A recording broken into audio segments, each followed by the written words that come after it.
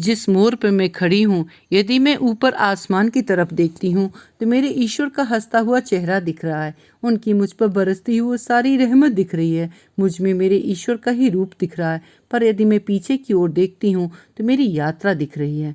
वो सारे पल दिख रहे हैं जब मैं अपने जीवन की यात्रा में परेशान थी और ईश्वर अपना हाथ मुझे दे रहे थे, मुझे संभाल रहे थे और मेरा जीवन बदलता जा रहा था। मैंने ईश्वर को कई बार अपनी नासमझी के कारण गुस्से में कोसा है, बुरा भला बोला है और ना जाने क्या क्या कहा है। पर ईश्वर कैसे छोड़ देते मेरा साथ। आखिर मैं उनकी स्पेशल चाइल्ड जो थी। वो सारे पल कभी हंसता हुआ, कभी रोता हुआ, कभी माया जाल में फंसता हुआ, कभी डगमगाता हुआ, ना जाने क्या क्या पल मिले जीवन की कठिन यात्रा में।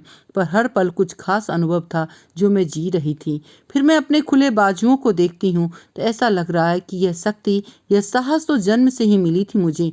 पर मैं क्यों नहीं समझ पाई अपने ईश्वर के दी हुई असीमित क्षमताओं को, क्यों नहीं समझ पाई अपने हौसले के पंखों को, क्यों इतनी नासमझ थी मैं।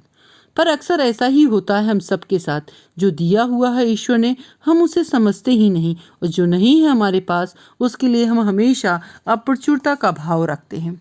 आज मुझे बहुत रोना भी आ रहा है और हंसना भी। रोना इस बात के लिए कि ईश्वर ने मुझे अपने दोनों हाथों से सब कुछ दिया था, पर मैं अपने आत्मबल को पहचान नहीं पाई। और हंसना इस बात के लिए कि मैं क्यों अनजान थी इस बात से। सब कुछ करने वाला तो ईश्वर ही है, मैं फालतू में ही परेशान हो रही थी।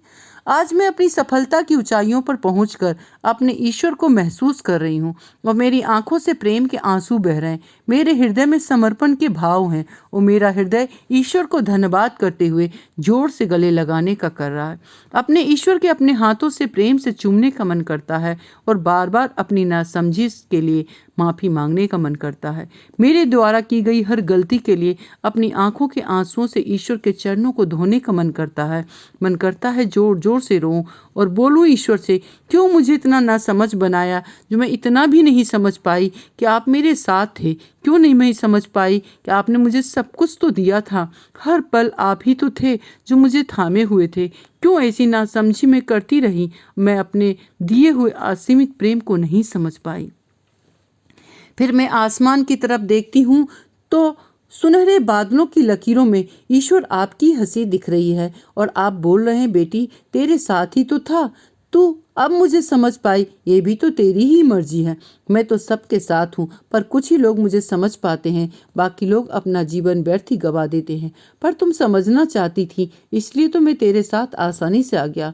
क्यों रोती है, पीछे देख, तेरे जीवन की यात्रा की कहानी याद करेगी। तू लिख तेरी कहानी, मैं सब तक पहुँचाऊँगा। तू लिख तेरी और मेरी आध्यात्मिक यात्रा की कहानी कि मैं कैसे मिला तुझे, क्यों मिला तुझे, तूने कैसे पहचाना कि मैं तुझसे ही हूँ। तू मेरा ही स्वरूप है और मैं तेरा ही विशाल स्वरूप हूँ। हाँ, तू लिख तेरी जीवन यात्रा की सुनहरी शब्दों में जो यादगार होगा, पूरी दुनिया के लिए एक मार्गदर्शक होगा। हाँ, लिख तेरी आध्यात्मिक यात्रा, तेरे जीवन की सुनहरी यादों से भरी हुई अब तक की जीवन यात्रा। हाँ, लिख।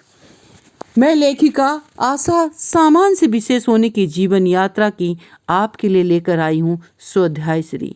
यकीन मानिए, यह किताब आपके जीवन को विशेष बनाने के लिए ही ईश्वर ने आप तक पहुँचाई है। तो मिलते हैं इस बुधवार को स्वाध्याय सीरीज में पीएमसी राजस्थान पे रात 9 बजे। हम सब अपने जीवन को विशेष बनाते हैं।